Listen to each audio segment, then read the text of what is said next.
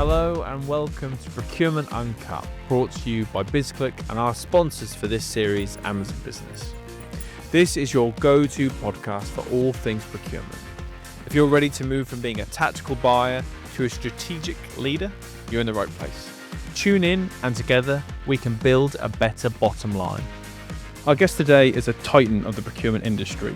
He's mastered the art of scaling global business and he's got experience at KPMG and an executive career at SAP, where he's obtained a track record of unlocking growth. Now, as the regional president at Coupa for the EMEA and APAC region, he brings his technical expertise and human-centric leadership to his customers and his team. Please welcome João Paulo da Silva to the Procurement Magazine podcast. JP. Thank you very much. Thank you for inviting me. No, our pleasure. Thanks so much. So when I was researching for our conversation today, I saw that you started in marketing. Can you tell me a little bit how you got into that? Well, it's interesting because when I finished the university in a IT degree, so I had mathematics and IT, I ended up in a big data project, and that department was absorbed by the marketing department, and that's how I started my career, being a technician, but then moving to marketing, but then I moved now to management, to sales, and to channels, and many other areas, and here I am today. So when you were growing up, did you know what you wanted to do? Like, was marketing, which one to do when you were at school, or how did you end up there? So listen, I believe women are more tailored to know what they want to do than men. And I didn't know very well what I wanted to do. But as I grew, what I knew is that I wanted to grow my skill sets normally. And every 3 years I was trying to grow either to a new function or add new skill sets to my portfolio.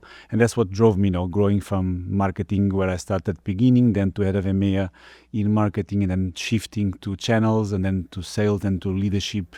The important is to learn and to advance. So then how did you make the shift over to, your roles at KPMG and SAP and ultimately Coupa, where you are today?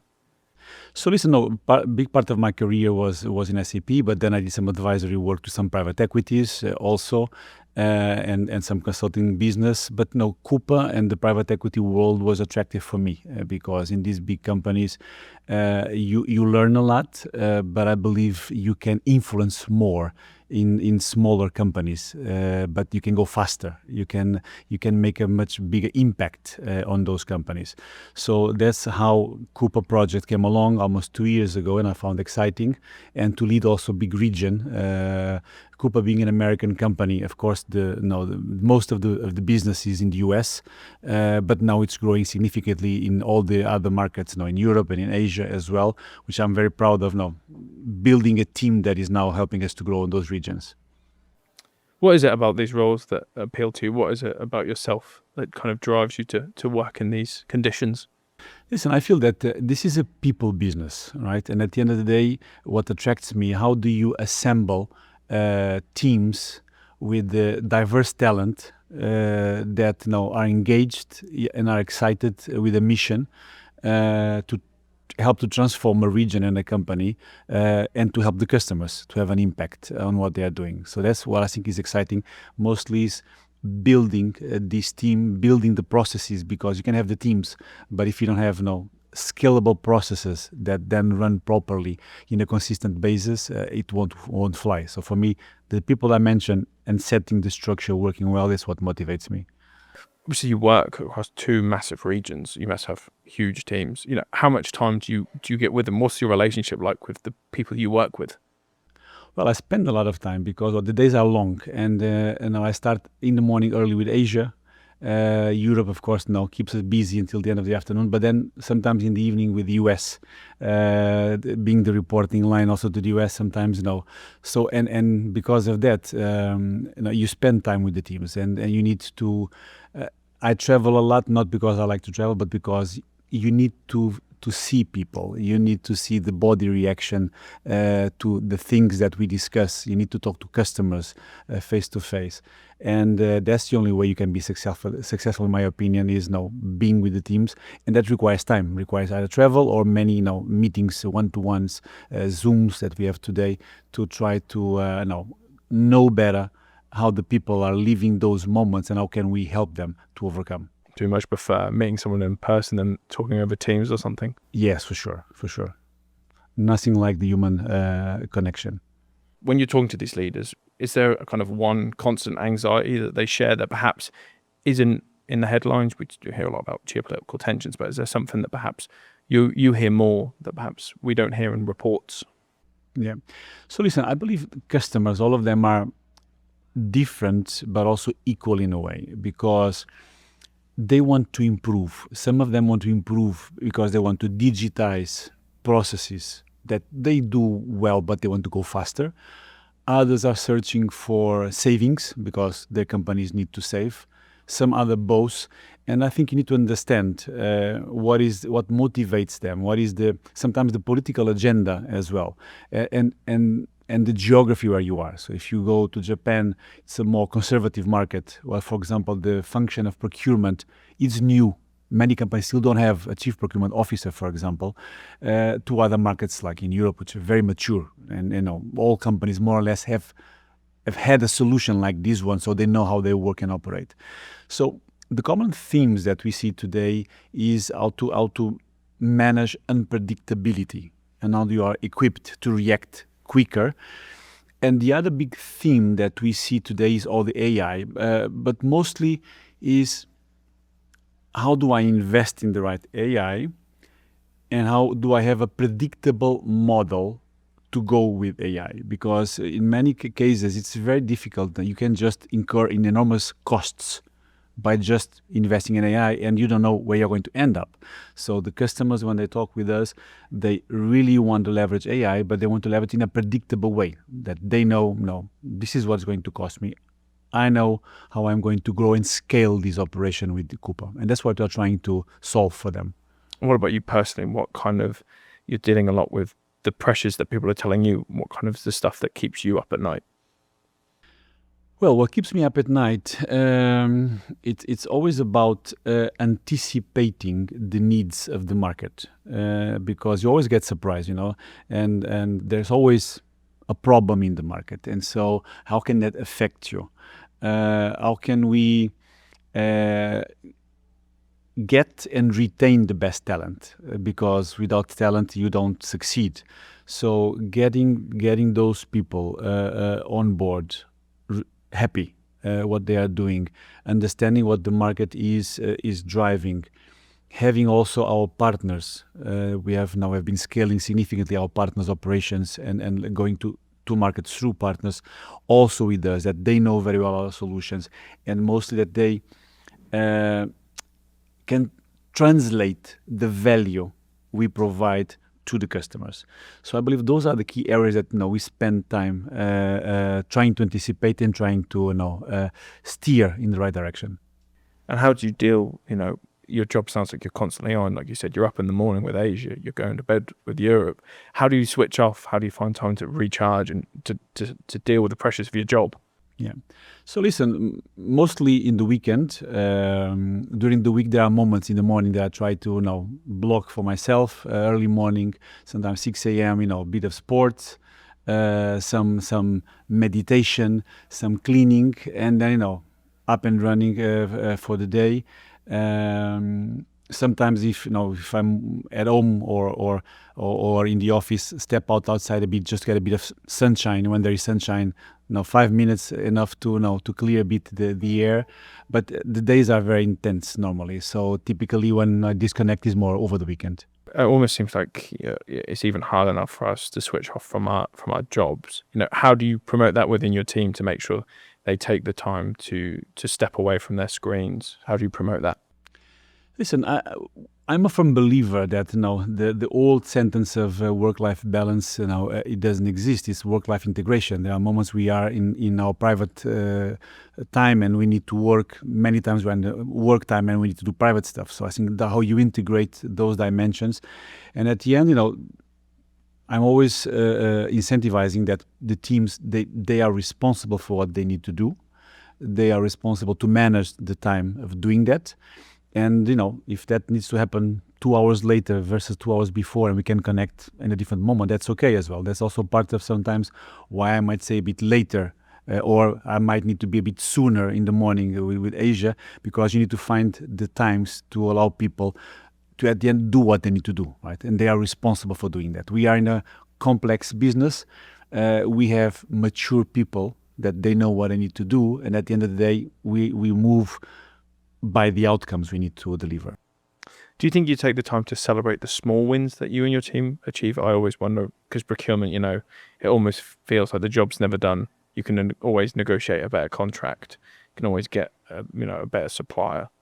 Do you feel like you take the time to celebrate the small wins? And if you do, how? Listen, I feel we should do it more. Honestly, that's an area that I feel we could improve more, because we are so at a fast pace that sometimes you enjoy for a few seconds and then you move on to the next one. But yes, listen, when we close important, either agreements with customers, when there is an important go live, we dedicate time to celebrate, to go and have some fun with the teams, which is important. Coupa also is a company that fosters work from home and remote. So we create excuses to bring people together to the key offices in the key cities, and then, promote gatherings, having dinners, and trying to celebrate those moments. You manage like we've mentioned, this incredible geographical footprint. How do you personally stay mentally agile when you're dealing with a trade shock in Asia 1 hour to a new regulation in the EU the next? Well, I think the job itself keeps you up and running and very excited. And to be honest, I think this is a fascinating moment in time. I met 1 year ago, by the way, one customer that he had 85 years old. He was the owner of a company. And he was saying, I cannot die now because it's so exciting, So it is really exciting, the moments that we live today. And so understanding all the technology that we have, all the benefits it can bring, how you need to bring people with you to leverage that jump in quality of work, in productivity. I think it's so exciting that, you don't need a lot of stimulus to be stimulated, in my opinion. And how do you kind of help stay grounded? What's your personal secret for staying grounded in such a fast-paced role? Well, I believe it's talking with people and talking with customers, because that's where you learn, right? That's where you learn is asking questions more than issuing your opinion. Is asking lots of questions, understanding, and that's where you keep your feet on the ground and you know what you need to do. Because it's not rocket science, I believe. It dedicates understanding the situation. For that, you need to ask the questions and then do what you need to do to face them. This podcast is in partnership with Amazon Business. Amazon Business is your one-stop destination for everything your organization needs. Think of it as the Amazon you already know and love, but specifically re-engineered for the way you work. Amazon Business gives you access to business-only pricing on millions of items and quantity discounts that scale with your growth. It's about spending less time bogged down in those manual tasks and more time on what really matters. So head over to Amazon Business and make the power of Amazon work for you.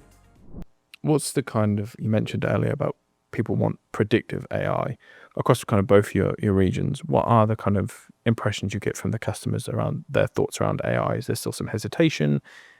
What are you seeing? Yeah.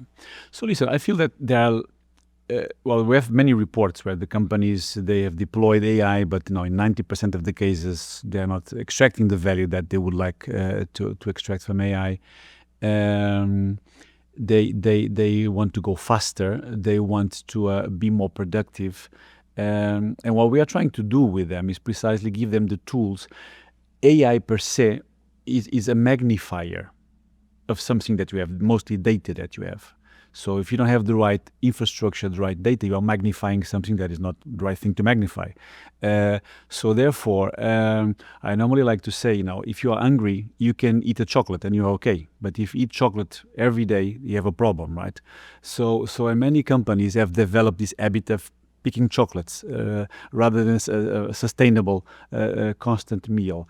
And that's where we try to help customers, is give them a platform with the right infrastructure, with the right data that enables them to go in a consistent way. What we have released today here, I think, is quite impressive, and the customers, by the way, are very impressed with what we have shown today. will allow them to go much faster, much faster. We just did yesterday the DEFCON, for example, and many of our customers developed applications, agents on the fly in 15 minutes, 20 minutes. And it's mind-blowing what they have developed in such a short period of time. So that is the type of thing that if you do disconnect it from a backbone that supports you, it's nice, but it will fade away at some point in time. And I believe that's the value that companies like Coupa, having this big community, can add to the customers. When we sit down and speak to each other next Inspire, how do you think your role would have evolved? It's a very good question.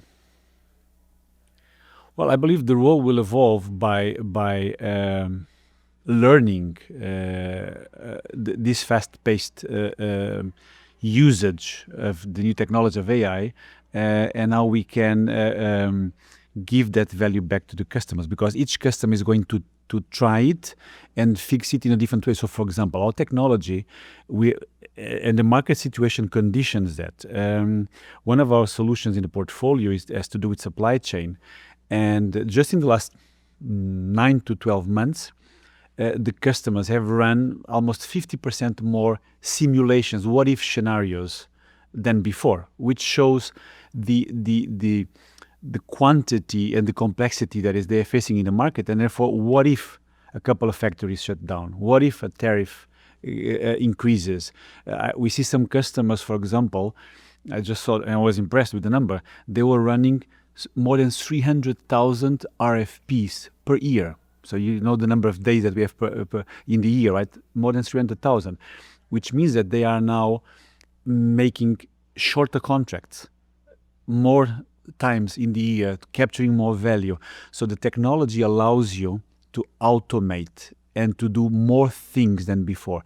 So to your point, what will be different is we all are going to learn from this acceleration, and we are going to understand what drives more value to then share with the customers.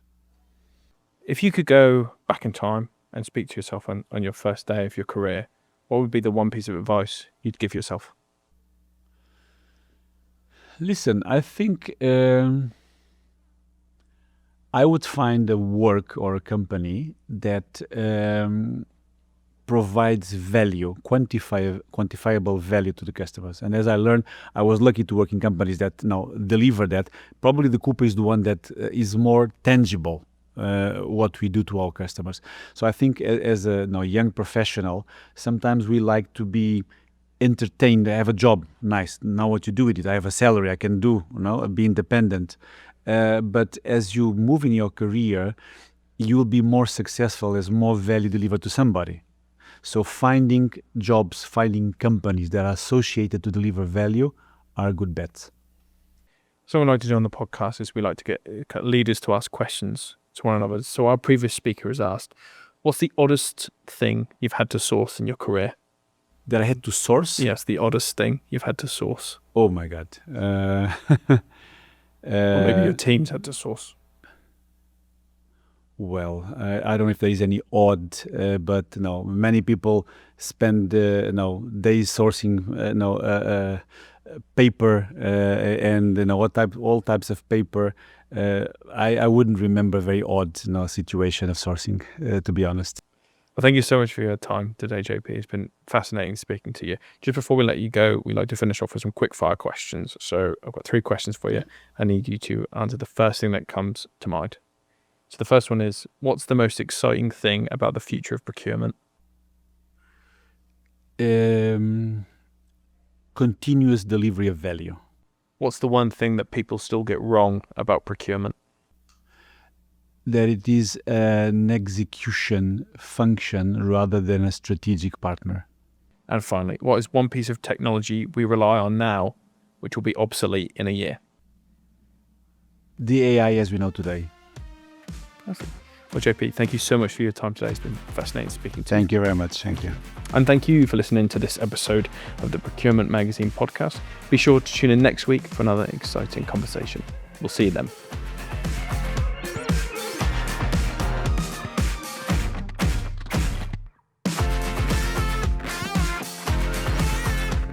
And that's a wrap on this episode of Procurement Uncut, brought to you by BizClick, Procurement Magazine, and our sponsors at Amazon Business. Thanks for joining us as we strategize our way through the wild world of procurement. Before you go, don't forget we want to hear from you. Got a sticky supplier issue, a negotiation nightmare, or maybe you have an incredible procurement story to share and want to appear on the show? Send us your burning questions or your speaker pitches, and you can easily drop us a line at procurementpodcast@bizclickmedia.com. Please remember to email from your business email address, as all eligible emails will be entered into a draw to win 2 free tickets to Procurement Live worth thousands. We'll be back next week to help you save more, source smarter, and maybe even get that promotion. Until then, keep those contracts tight and your value high. We'll see you next time.